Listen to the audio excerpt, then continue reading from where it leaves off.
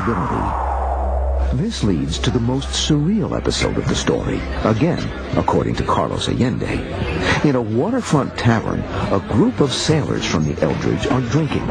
One thing leads to another, and a fight breaks out. It is a garden variety bar brawl with one difference. The sailors are fading in and out of sight. The sailors involved in the fracas became invisible, dissipated to thin air in front of frightened patrons and waitresses, and they were there one minute and gone the next.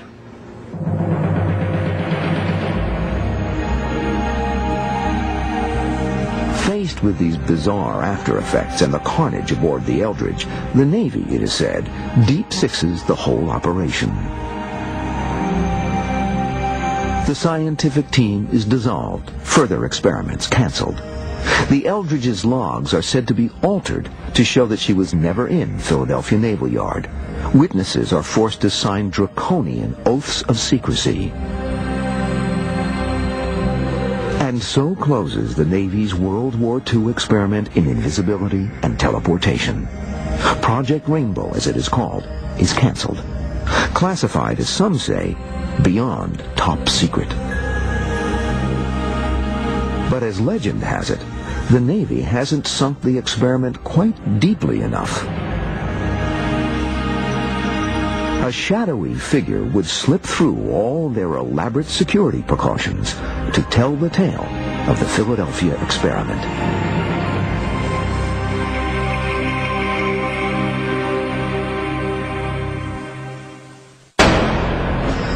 As we continue, the Navy's alleged secret is exposed in a legendary book.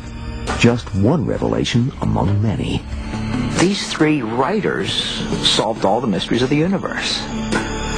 They talked about modes and methods of travel used by UFOs. They talked about the behavior and ethos of the beings that man these outer spacecraft. How the story of the Philadelphia experiment originates is a legend in its own right, involving UFOs, visionary naval officers, and the curious life and mysterious death of Morris K. Jessup.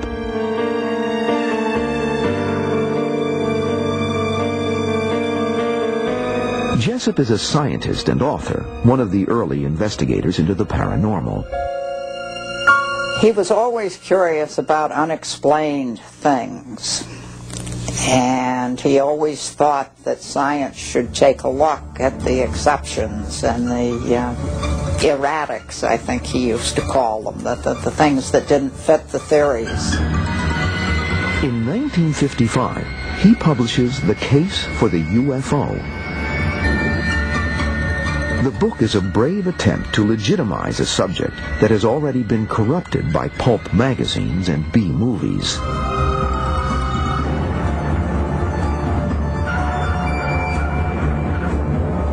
Now you have to understand that the time period Jessup decided to become interested in UFOs was possibly the worst possible time to become involved in UFOs for any reason. The government cracked down tremendously on any, quote, believers. This official scorn disguises a real government interest. Reports are coming in from military pilots of flying objects no one can explain.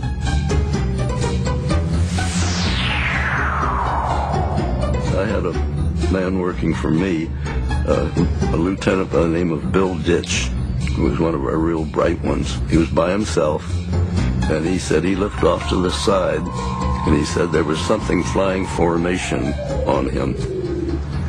And it was there for about 5 or 10 minutes, and then he said it peeled off. He said it was sort of saucer-shaped, and it was glowing slightly. UFO reports from Navy pilots are forwarded to Project Blue Book, the official Air Force investigation. But the Navy seldom, if ever, hears a word in return. We were never able to find out anything from them at all. It was a one-way street. It was a sink, as far as we were concerned. Stonewalled by the Air Force, some Navy officers begin their own unofficial UFO investigation. Among them, Lieutenant Commander George Hoover and Captain Sidney Sherby of the Office of Naval Research.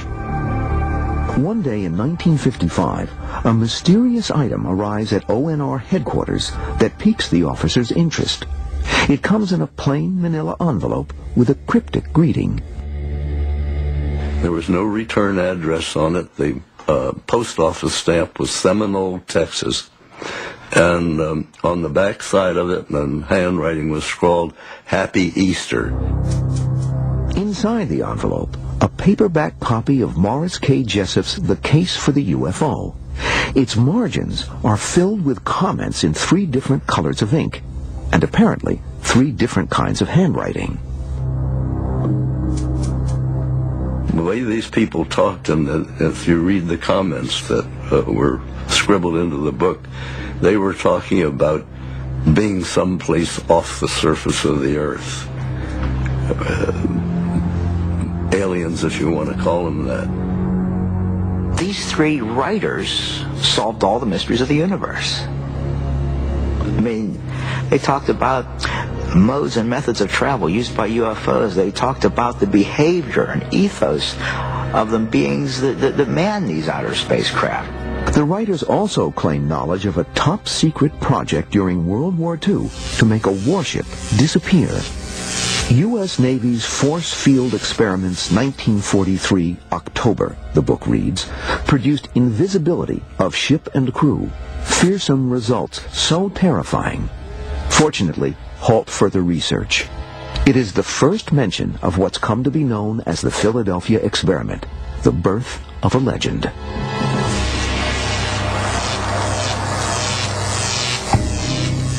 The Navy officers are intrigued by the book. They summon Morris Jessup to ONR headquarters to see if the author can shed any light on its origins. Jessup recognizes some of the handwriting in the book. Strangely, he has also received letters in that same unmistakable hand, signed by a man who identifies himself as a former merchant marine, Carlos Allende. The writing style of Carlos Allende fairly screamed crackpot. And yet, maybe the man was simply exaggerating something he had seen or heard about. Ever since, people have been mystified by the apparent top-level military interest in a book about UFOs. Morris K. Jessup, for one, is left shaking his head over the Navy's interest. He is said to begin his own investigation into the Philadelphia experiment. By 1959, he has reportedly made a breakthrough and is about to share his discovery with a colleague named Dr. Manson Valentine. In April of 1959, Morris Jessup called up his friend, Dr. Valentine, and said, I think I found something in regards to the Philadelphia experiment that I've been researching, and I really want to show you what I found. They made an appointment to have dinner and go over his research the following day. On the next day, however, April 20th, 1959, Jessup's car is discovered in a park in Coral Gables, Florida. Its engine is still running. A hose stretches from the exhaust pipe to inside the car. Inside is Morris K. Jessup, still breathing, though he soon expires from carbon monoxide poisoning. An apparent suicide. Or is it? It's absolutely interesting that instead of arriving at Dr. Valentine's house, he instead chose to go to a park and allegedly commit suicide.